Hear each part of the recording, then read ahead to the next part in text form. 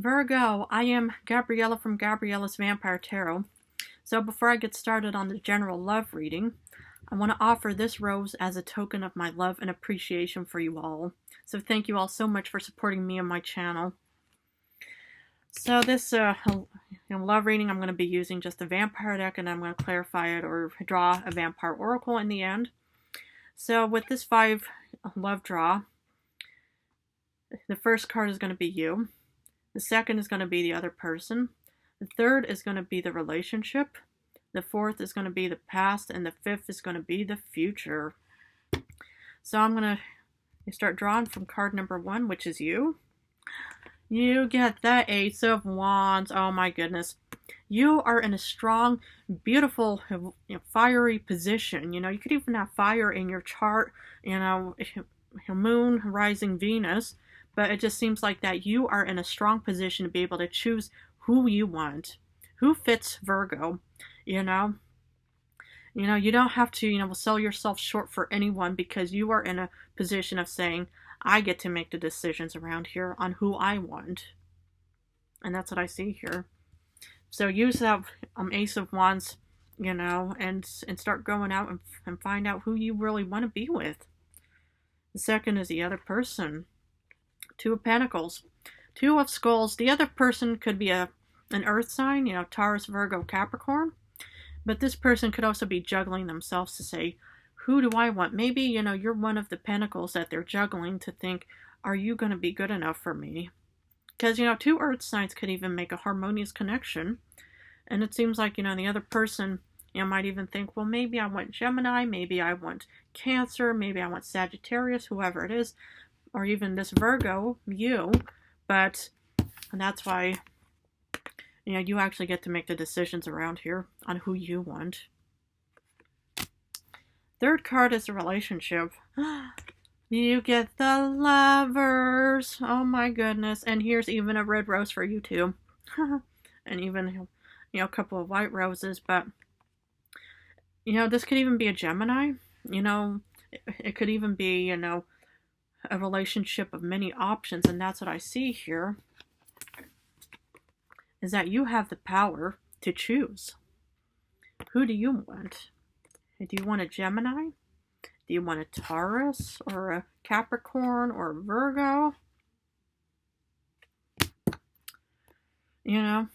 It's time for you just to be the one to make the decisions to say, this is who I want to be with. Let's look at the past for the 4th card. Ooh, Queen of Knives, Queen of Swords. Looks like that you were strategizing, and that's why, you are in a wishful position to make a strong wish for yourself. And that's what I see, is that, you were probably, when you were young, you're probably thinking about, who do I want as a future, lover in my life? Spouse, partner, whoever it may be. And this is what I see, is that you were just kind of pondering and thinking. And maybe there's somebody like in the form of a crow, that probably gave you some information and saying, okay, this is who you should do or what you should do, whatever. But it just, looks like that you were in a really confident, strategic position in the past. And for the future, oof. Get the 10 of Swords. The 10 of Swords is, dead, done, over with, but it doesn't per se have to mean it's the case for you. Maybe, in the past, maybe this was you. Maybe you had your heart broken. Or maybe, you're kind of looking back at the past, because, whoever this Lovers person was and stuff like that, will probably, didn't do anything good for you. And that's why in the past, you were kind of thinking, well, I'm not going to make them same mistakes again. But, and the thing is with 10 of Swords, it can mean, that something might end or something. Hope not. I hope, if you're in a beautiful connection, that it won't end in a painful way. But if it does, I'm sorry to hear that. I mean, I know how much, swords can really hurt, but still, I would actually then avoid the future of these 10 of Swords. and start, yeah, re-strategizing again on what you want. So I'm gonna leave that. So I'm gonna grab a Vampire Oracle. See what the Vampire has for Virgo. Oh, discipline, training, consistency, and practice. Exactly. This is what you need to do.